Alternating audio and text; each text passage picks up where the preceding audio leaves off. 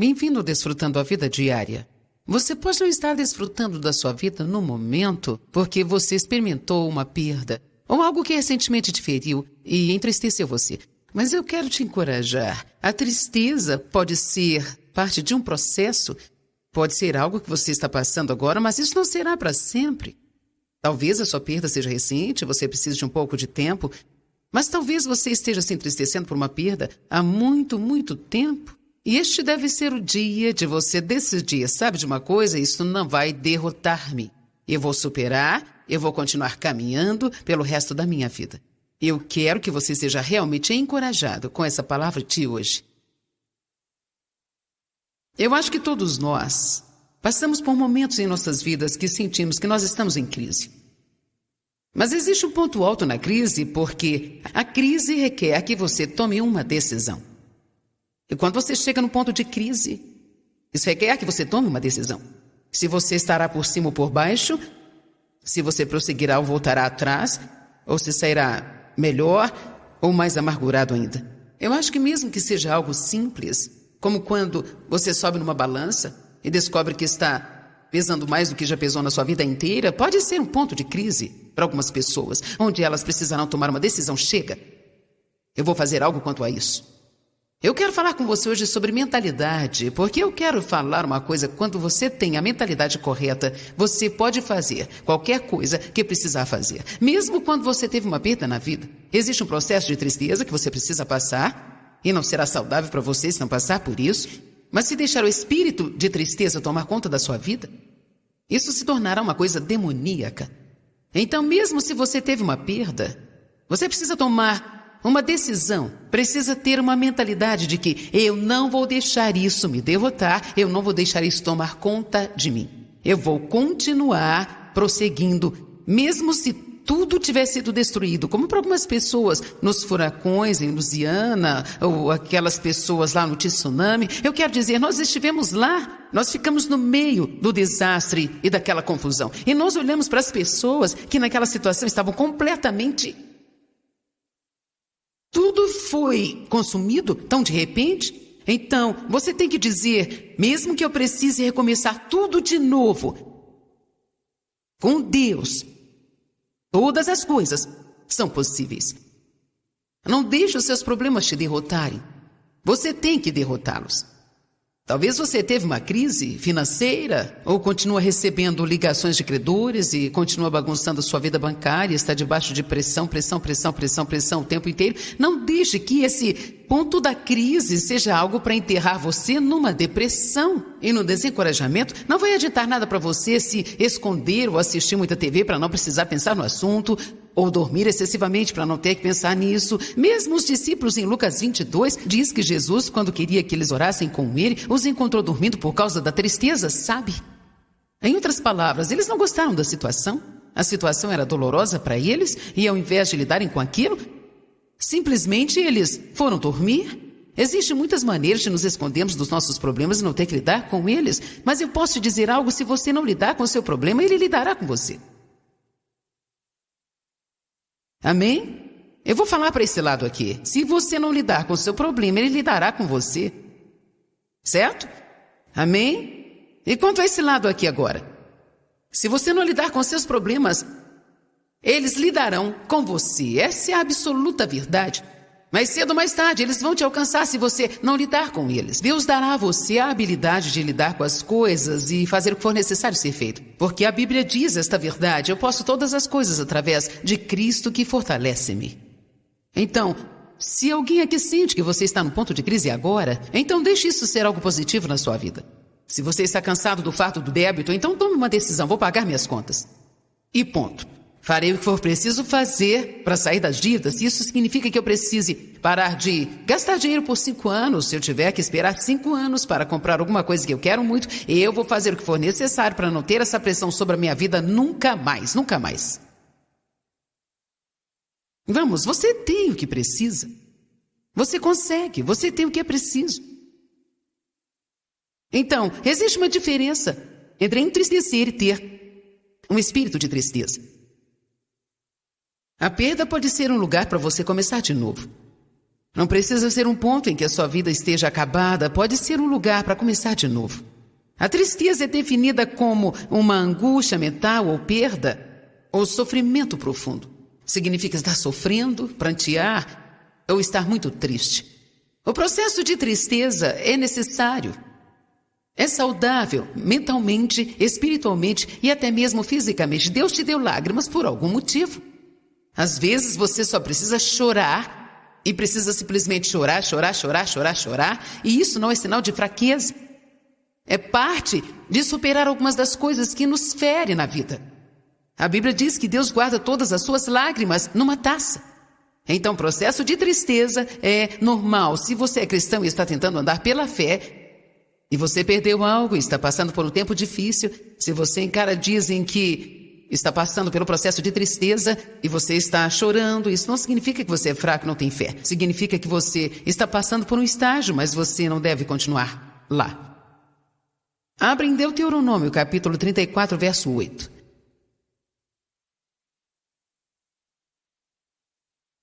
O processo de tristeza é algo que pode ser saudável, mas ele tem um final. O problema é quando não chega no final. Se você ainda está chorando por algo que você perdeu há 5 anos atrás, há uma chance de você ter um espírito de tristeza sobre você. Precisamos orar por você e te ajudar a ver e quebrar essa coisa da sua vida. Você está me ouvindo? Se você teve um casamento que se desfez há 10 anos e ainda está deprimido e entristecido e ainda está se sentindo mal e questionando por que Deus, por quê, então existe uma chance de que o diabo tenha tirado vantagem de você e você precisa tomar a decisão de deixar isso para trás e prosseguir. Não desperdice a sua vida tentando fazer algo por alguma coisa que você não pode fazer nada. Você me ouviu?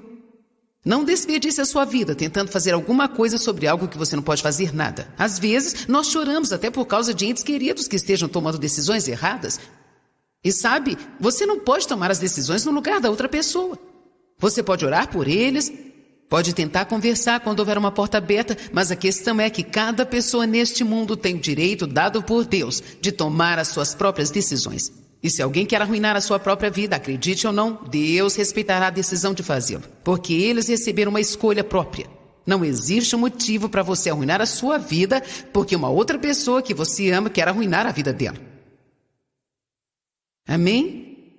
Eu sinto que tem algumas pessoas aqui hoje que realmente precisam ouvir isso. Você precisa tomar a decisão de entregá-los a Deus. Acredite, Deus pode fazer muito mais com eles do que você.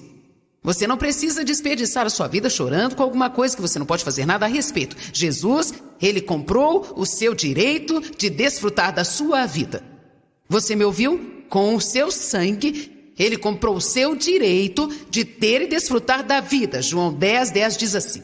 Eu acho que algumas vezes, quando alguém que amamos tem problemas, nós automaticamente pensamos, bem, não podemos desfrutar da nossa vida, eles estão com problemas.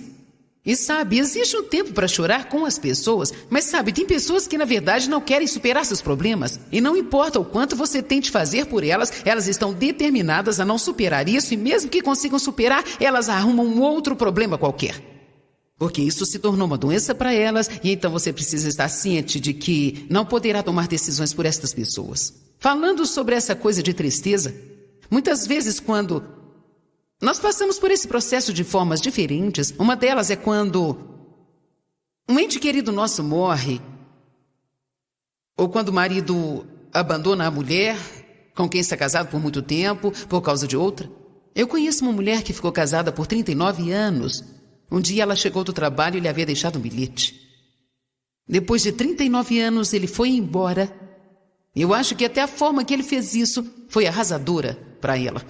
Mas ela não podia fazer nada a respeito.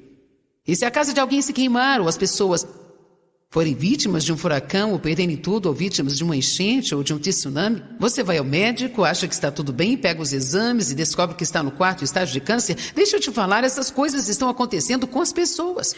E só porque somos pessoas de fé não significa que nós podemos negar a realidade. Tem coisas que acontecem, e as pessoas precisam lidar com essas coisas que acontecem. Mas a boa notícia é que não precisamos ficar parados nestas coisas. Podemos passar pelas coisas e podemos sair do outro lado como vitoriosos.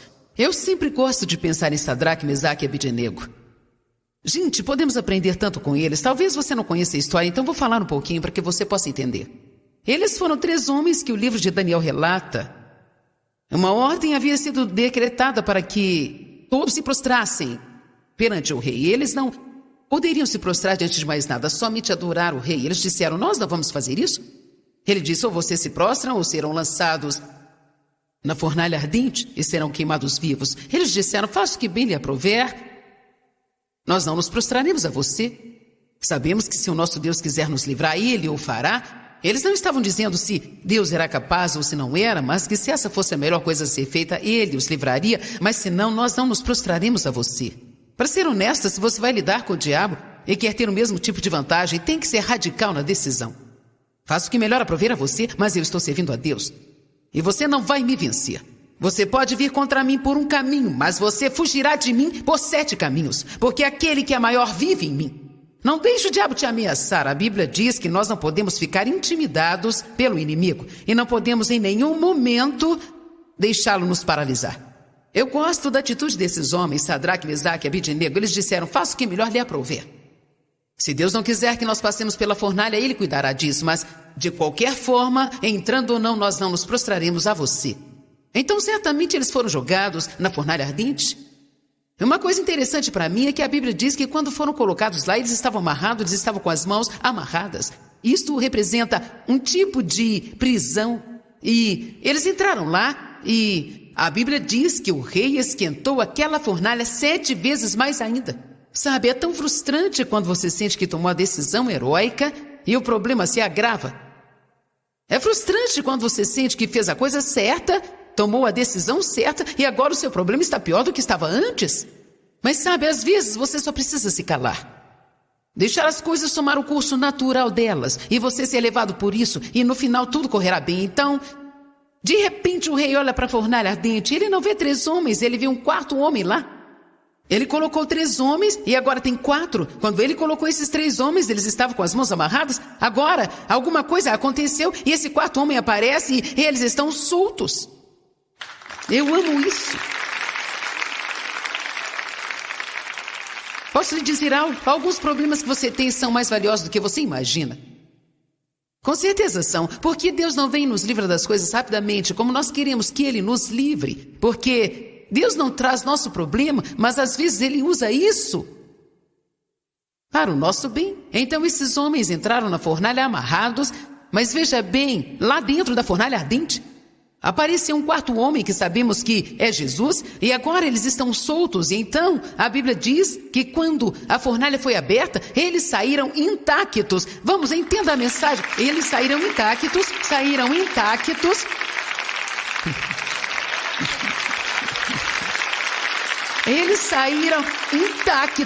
Eu amo essa parte. Eles nem sequer cheiravam a fumaça.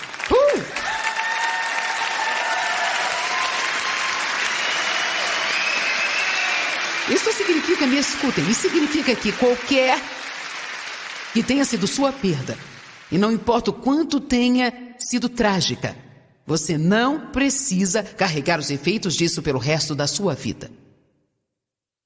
Você me ouviu? Você não precisa carregar os efeitos devastadores disso pelo resto da sua vida. Você pode entrar na fornalha, isto fará uma obra em você e poderá sair sem sequer estar cheirando a fumaça.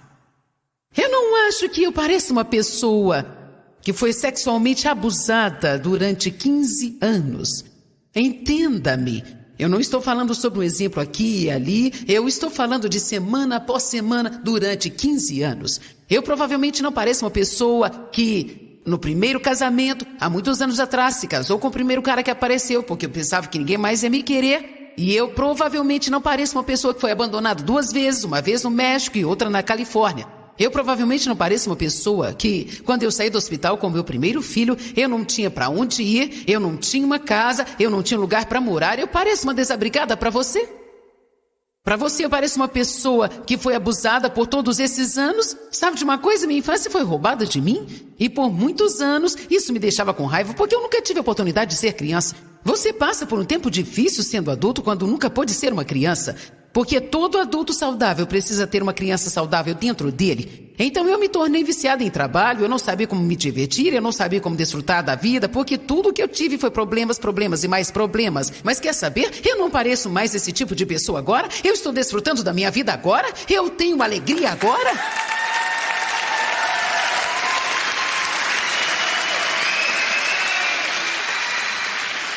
Mas eu quero compartilhar algo com você. Chegou um tempo em que passei por um tempo de crise. Eu estava doente, insatisfeita e cansada. Eu disse que eu estava doente, insatisfeita e cansada. Eu estava cansada de ficar deprimida e desencorajada de ficar desencorajada. E, na verdade, eu estava indo à igreja sempre e estava fazendo algumas coisas e, sabe, flutuando um pouco no meu barquinho de religiosidade, como todo mundo faz. Às vezes você tem que ser radical. Às vezes é necessário sairmos dos padrões normais e, às vezes, você precisa deixar algumas pessoas com raiva e se aproximar de Deus dizendo assim: Deus, eu não vou viver assim mais. Eu não vou viver desse jeito mais. Eu sei que tem uma resposta e eu vou encontrar essa resposta. Eu me recuso a viver dessa forma. Eu não vou deixar essa tristeza, abatimento, depressão e desencorajamento. Eu não permitirei essas roupas de velório sobre mim mais, nunca mais. Mas lembre-se agora, existe um tempo para o choro e o abatimento. Existe um tempo para chorar. Quando você teve uma grande perda na sua vida, precisa cuidar da sua ferida. Você precisa passar e provavelmente não existe nada que seja melhor para curar isso do que o Espírito Santo e o tempo. Simplesmente tempo.